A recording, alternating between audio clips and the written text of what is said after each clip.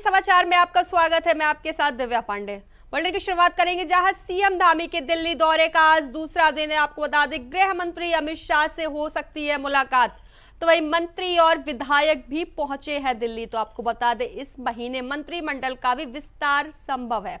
तो आपको बता दें, कैबिनेट सीएम धामी के दिल्ली के दौरे का आज दूसरा दिन है, जहां गृह मंत्री अमित शाह से मुलाकात भी कर सकते हैं सीएम पुष्कर सिंह धामी।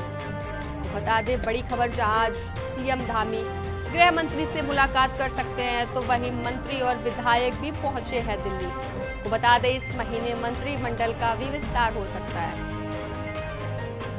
बता दें, सीएम धामी के दिल्ली दौरे का आज दूसरा दिन है, जहां गृह मंत्री अमित शाह से आज मुलाकात भी संभव है। सीएम धामी आज गृह मंत्री अमित शाह से भी मुलाकात कर सकते हैं। तो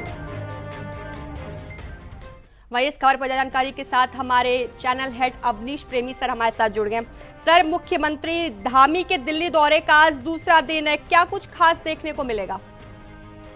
मुख्यमंत्री कल दिल्ली गए थे, उनके पीछे पीछे ही उत्तराखंड के कई मंत्री भी दिल्ली गए थे। अब चर्चा और जो अटकलें हैं वो यही है कि मंत्रिमंडल विस्तार को लेकर वो पार्टी हाईकमान से बातचीत कर सकते हैं, पार्टी के बड़े नेताओं से उनकी मुलाकात हो सकती है। लेकिन अगर आज की बात की जाए तो कल उनकी किससे मुलाकात नहीं हो पाई, लेकिन आज दूसरा दिन है तो आज संभावना ये है कि आज वो पार्टी के बड़े नेताओं से मुलाकात कर सकते हैं। दूसरी बात यह है कि पार्टी के जो प्रदेश अध्यक्ष हैं महेंद्र भट्ट, वो भी इस समय दिल्ली में हैं। तो संभावना ये है कि दोनों ही नेता आज पार्टी हाईकमान और पार्टी के बड़े नेताओं से मुलाकात करेंगे। और प्रेमचंद अग्रवाल के इस्तीफे के बाद जो सीट खाली हुई है, इसके अलावा भी 4 और बढ़ जाने, उनको लेकर चर्चाएं कर सकते हैं। तो इस तरह की चर्चाएं हैं, लेकिन अभी तक मैं कहूं कि ऑफिशियली प्रोग्राम मुख्यमंत्री का कोई नहीं आया कि वो किससे मिलेंगे। लेकिन चर्चाएं जरूर हैं कि पार्टी हाईकमान से मुलाकात करके प्रदेश की जो स्थिति है उससे उनको अवगत कराएंगे। जी बिल्कुल सर, अगर सीएम गृह मंत्री से मुलाकात करते हैं तो किन मुद्दों पर बात हो सकती है? देखिए, अभी चारधाम यात्रा है, चारधाम यात्रा में वो आमंत्रण दे सकते हैं कि चारधाम यात्रा को सुखद रूप से शुरुआत करने के लिए गृह मंत्री यहाँ पर आए। और इससे पहले भी जो आला मंत्री हैं, जो गृह मंत्री है, वो उत्तराखंड आते रहे हैं। तो चारधाम यात्रा है और इस समय जो यात्रा है वो भी चल रही है। एक तरह से कहा जाए ग्रीष्मकालीन यात्रा हम इसको कहेंगे, तो उनको आमंत्रित भी कर सकते हैं। इसके अलावा जो प्रदेश के और तमाम मुद्दे हैं, चाहे वो आंतरिक सुरक्षा की बात हो, सीमा की बात हो, उन सब मुद्दों पर भी बातचीत हो सकती है। जी सर, और कौन कौन से मंत्री और विधायक दिल्ली पहुंचे हुए हैं? देखिए, प्रदेश अध्यक्ष महेंद्र भट्ट दिल्ली हैं, आशा नोटियाल दिल्ली हैं, जो हमारे राज्य मंत्री हैं वो दिल्ली हैं। तो कई बड़े नेता हैं जो इस समय दिल्ली में डेरा डाले हुए हैं। जी सर, अगर कैबिनेट विस्तार की बात करें तो कब तक हो सकता है?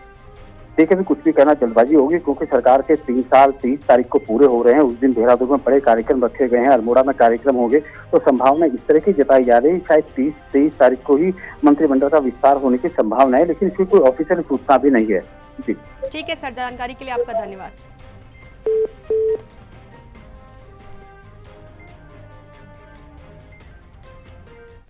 तो वही खबरों में आगे बढ़ेंगे, जहां मंत्री प्रेमचंद अग्रवाल के इस्तीफे के बाद कांग्रेस और बीजेपी में आरोप प्रत्यारोप का दौर शुरू हो गया है। ऐसे में बीजेपी के प्रदेश मीडिया प्रभारी मनवीर सिंह चौहान का कहना है कि कैबिनेट मंत्री प्रेमचंद अग्रवाल ने अपने व्यक्तित्व पर माफी मांगने के अलावा इस्तीफा देकर शिष्टाचार का आदर्श प्रस्तुत कर जन भावनाओं का सम्मान किया है। लेकिन सवाल कांग्रेस के सामने नैतिकता का है कि कांग्रेस के जिन विधायकों ने विधानसभा में गाली गलौज की, उन्होंने ना तो खेद व्यक्त किया है और ना ही इस्तीफा दिया है। तो वही कांग्रेस के विधायक कब माफी मांगेंगे?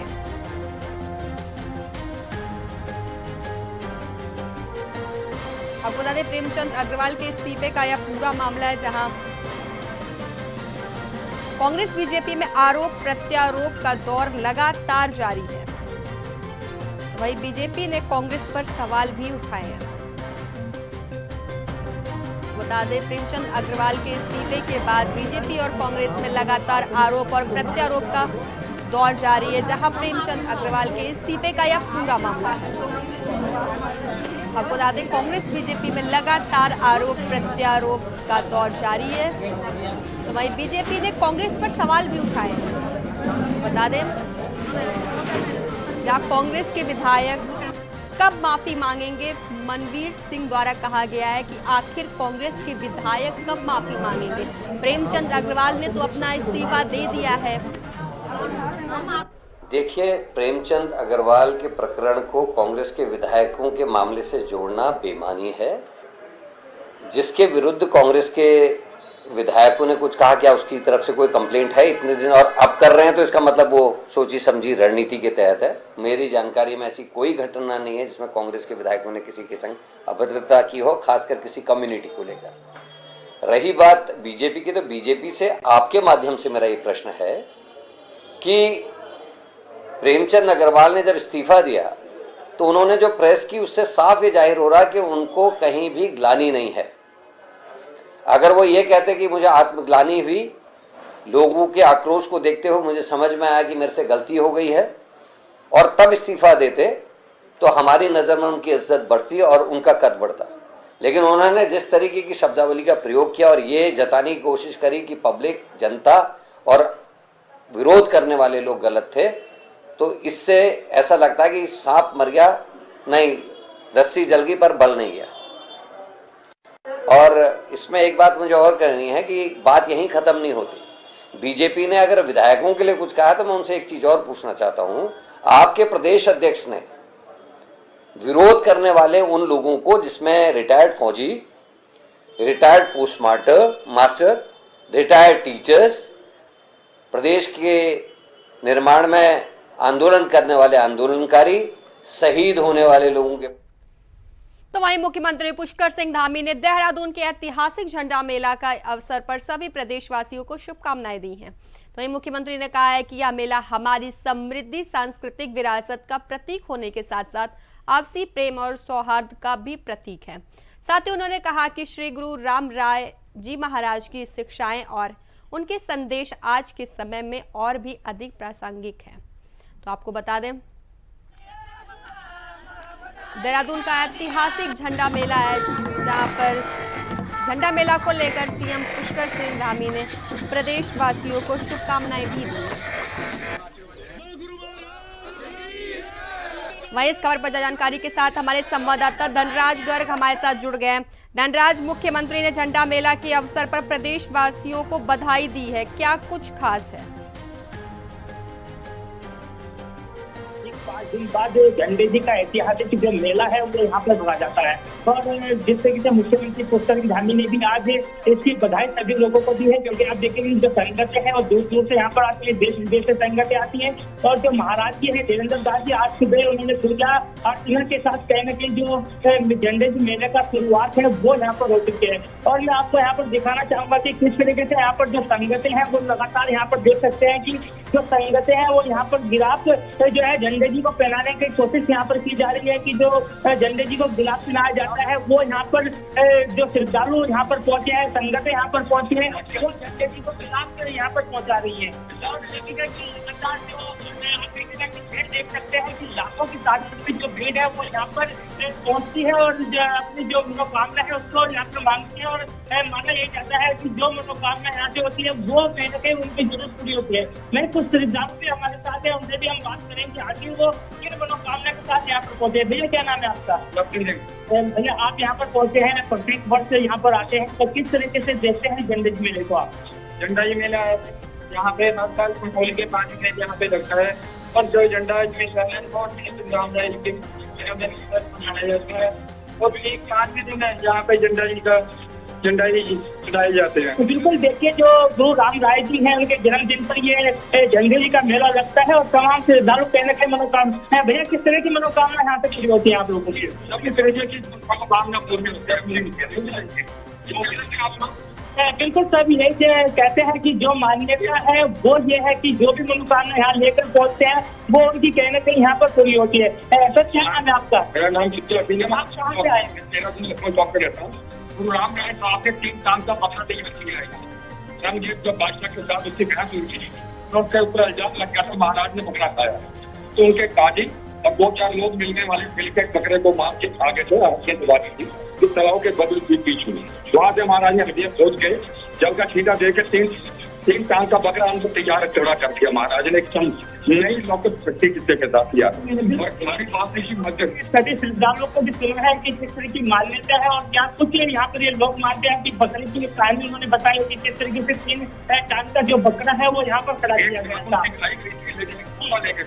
जी बिल्कुल धनराज, इनसे ये जानने की कोशिश करिए कि हर साल की अपेक्षा इस बार मेले में क्या कुछ नया और क्या कुछ खास देखने को मिल रहा है। जिस तरह से देखा जाए हर साल ये मेला बना रहता है, लेकिन इस बार क्या कुछ नया इस मेले में होगा? नया कुछ ये नजर आया कि एक तरीके से ये बात नया साल के अंदर कर रही है। ये महाराज की बड़ी चर्चा है। देहरादून को अपने हर बंदे को, हर प्रयास को जोड़ने का प्रयास किया। सफाई अभियान अच्छा है, संगत के लिए रहने का भाव अच्छा है, संगत के लिए रहने का, खाने पीने का किसी भी चीज की कोई दिक्कत नहीं है। आस पास के स्कूलों के अंदर महाराज ने सारी सुविधा रखी है, जहाँ जहाँ से संगत आई है। भैया आप किस जगह से आए हैं? पंजाब से आ रहे हैं, लगभग कितने साल हो गए आपको यहाँ से हुए? मेरे को 20 साल हो गए लगातार। क्या मान्यता मानते हैं? क्योंकि माना जाता है कि 100 साल से भी अधिक का जो झंडा का मिलता है वो 100 साल से भी अधिक हो जाता है, लेकिन बाबा बुक कराते हैं आप होता है कहीं ना कहीं उसको बनाता है। 100 साल के बाद उससे पहले कहा 2 साल के बाद बिल्कुल दिने देखिए आपके पास इस तरीके से दर्शनीय होता है, इनका कलेक्ट होता है उसको कहीं ना कहीं वो 100 साल के बाद हम चढ़ाता है, यानी कि कहा जा सकता है कि पट दाता उसको बुक कराते हैं और पोता उसको चढ़ाता है, तो कहीं ना कहीं एक बड़ी मान्यता यहाँ पे मानी जाती है। जी बिल्कुल धनराज, इस मेले का आयोजन कितने दिन तक चलता है? आयोजन है ये 15 से 20 दिन का आयोजन होता है और एक महीने का जो आयोजन बताया जाता है। आप यहाँ पे सोचते किस जगह से पहुँचते हैं? तो कितने समय तक चलता है ये जो पूरा कार्यक्रम? मेरे 15 से 20 दिन चलता है। परिक्रमा की क्या कुछ पूरी परिक्रमा होती है? पूरे शहर की परिक्रमा जो आप लोग करते हैं वो कब होगी और किस तरीके से? अभी आज घटा दिए और कल चंदा चढ़ाए जाएंगे, तो परसों पूरे शहर की परिक्रमा होगी महाराज के साथ। चलती है बिल्कुल देखिए, पहले जो है ये जिराफ चढ़ाया जाएगा और उसके बाद कहीं ना कहीं जो पूरी परिक्रमा है पूरे शहर की वो परिक्रमा महाराज जी के साथ की जाएगी और देवेंद्र दास जी के महाराज जी के जो अगुवाई पे है पूरी जो परिक्रमा होती है वो उनकी अगुवाई में होती है। जो झंडा जी आरोहण होता है वो भी उनकी अगुवाई में होता है। आज शाम को 2 बजे से लेकर 4 बजे के बीच ये झंडा आरोहण होगा और महाराज जी खुद यहाँ पर मौजूद रहेंगे। जी बिल्कुल धनराज, सीएम धामी ने झंडा मेला को लेकर प्रदेशवासियों को शुभकामनाएं दी है, ऐसे में लोगों की क्या कुछ प्रतिक्रिया है?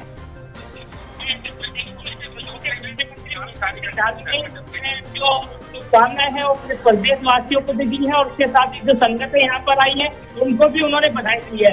तो लोगों का मानना है कि जिस तरह से मुख्यमंत्री पुष्कर धामी पूरी कहा जाए कि जो सुरक्षा है वो भी कहीं ना कहीं उनकी जिम्मेदारी है, वो सुरक्षा यहाँ पर की गई है। तमाम पुलिस प्रशासन यहाँ पर मौजूद किया गया है ताकि किसी भी तरह की कोई दिक्कत न हो और सीसीटीवी कैमरों पे भी निगरानी रखी जा रही है, क्योंकि जब भीड़ होती है तो कहीं ना कहीं ऐसे में हादसे होने की संभावना बढ़ जाती है, ये खतरों की संभावना बढ़ जाती है। उनसे बचने के लिए तमाम सीसीटीवी भी यहाँ पर मौजूद किया गया और उसके साथ ही प्रशासन है वो भी पूरा अलर्ट है और ताजी मस्ती में भी प्रशासन को लगाया गया है ताकि किसी भी तरह की कोई दिक्कत किसी श्रद्धालु को यहाँ पर लग हो। जी ठीक है धनराज, संगत ठीक है धन्यवाद, जानकारी के लिए आपका धन्यवाद।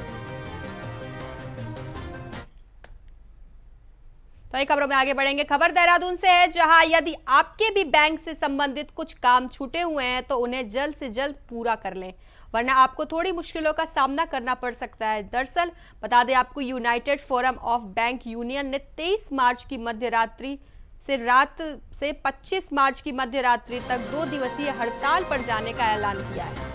आपको बता दें, ऐसे में 24 और 25 मार्च को बैंकिंग सेवाएं पूरी तरह से ठप पड़ सकती हैं। तो वहीं 18 मार्च को United forum of bank union से जुड़े पदाधिकारियों ने देहरादून में प्रेस वार्ता भी की है। तो वहीं इस दौरान यूएफबीयू के संयोजक और all India bank officers confederation के अध्यक्ष इंद्र सिंह रावत ने बताया है कि 9 प्रमुख बैंक यूनियनों ने 24 और 25 मार्च को यह हड़ताल बुलाई है।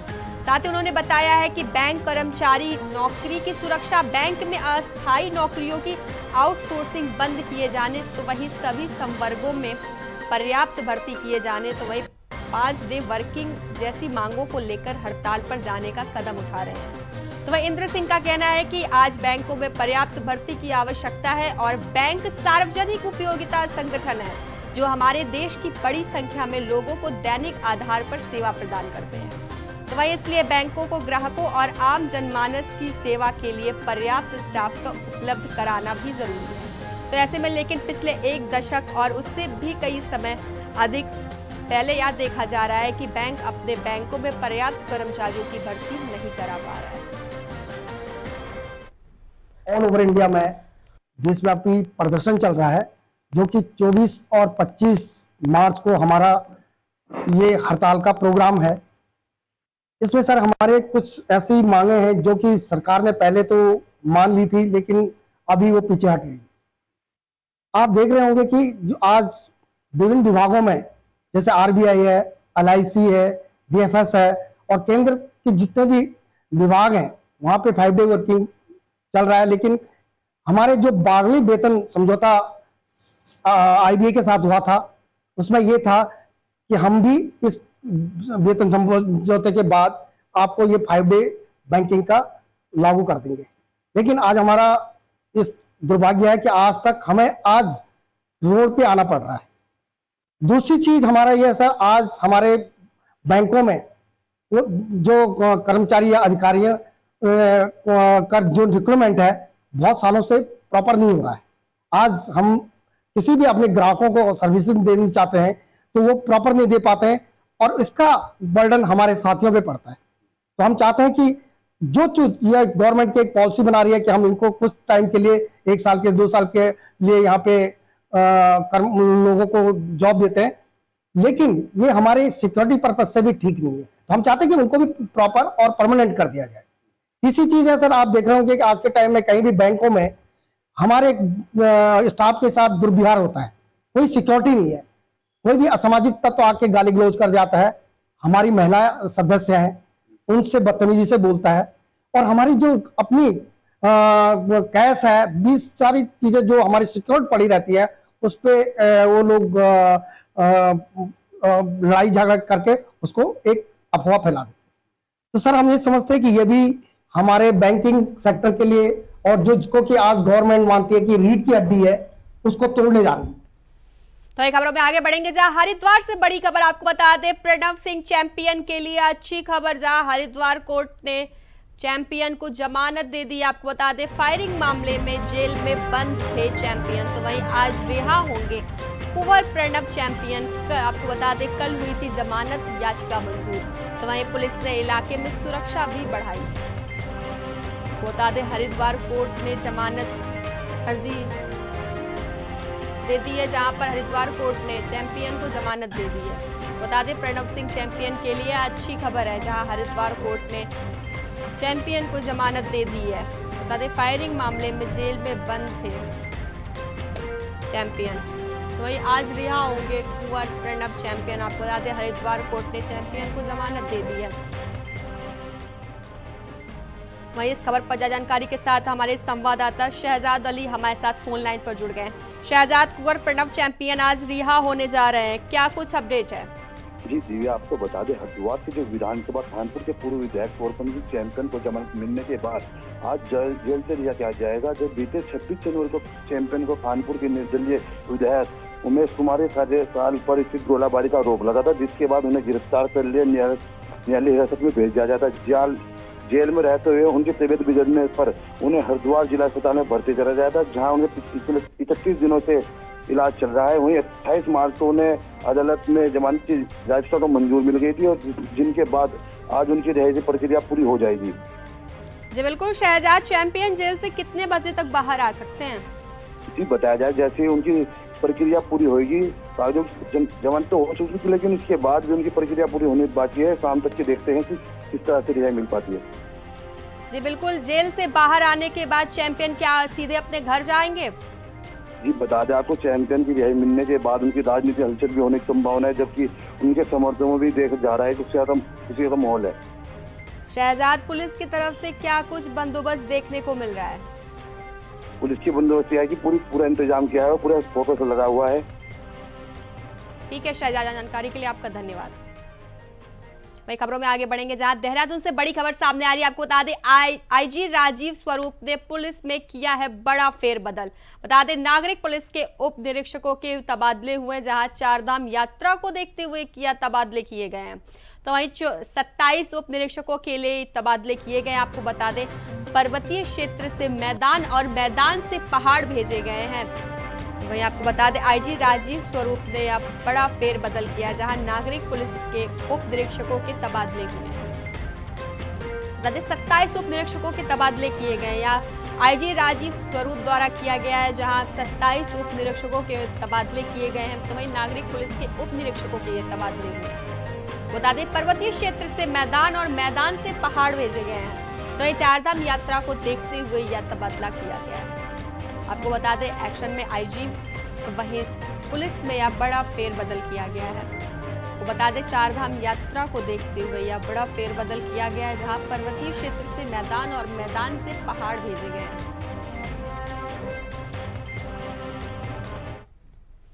तो ये खबरों में आगे बढ़ेंगे जहां रानीखेत के बनावटी रानी झील को विकसित किए जाने के लिए छावनी परिषद अनेक कदम उठाएगी।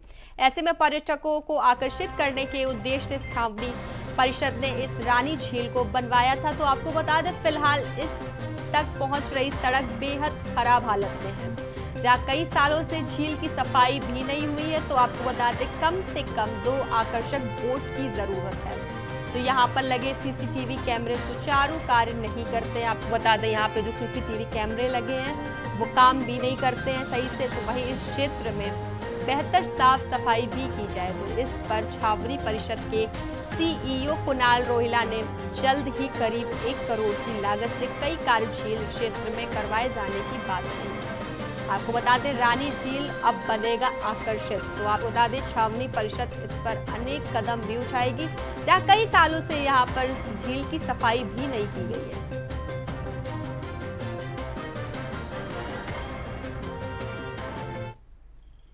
तो खबरों में आगे बढ़ेंगे जहां दामी सरकार के 3 साल का कार्यकाल पूरा होने पर कार्यक्रम आयोजित होंगे। तो आपको बता दें अल्मोड़ा और देहरादून में ये प्रमुख आयोजन आयोजित होंगे। तो वहीं 23 मार्च को प्रदेश के सभी जिलों में जन सेवा थीम पर कार्यक्रम आयोजित किए जाएंगे। आपको बता दें धामी सरकार के 3 साल पूरे होने पर कार्यक्रम का आयोजन किया जाएगा, जहां कार्यकाल पूरे होने पर कार्यक्रम का आयोजन किया जाएगा। आपको बता दें अल्मोड़ा देहरादून में यह कार्यक्रम मुख्य रूप से आयोजित होगा। आपको बता दें धामी सरकार के 3 साल पूरे होने पर यह कार्यक्रम आयोजित किया जाएगा, जहां अल्मोड़ा देहरादून में आयोजित होंगे या मुख्य आयोजन।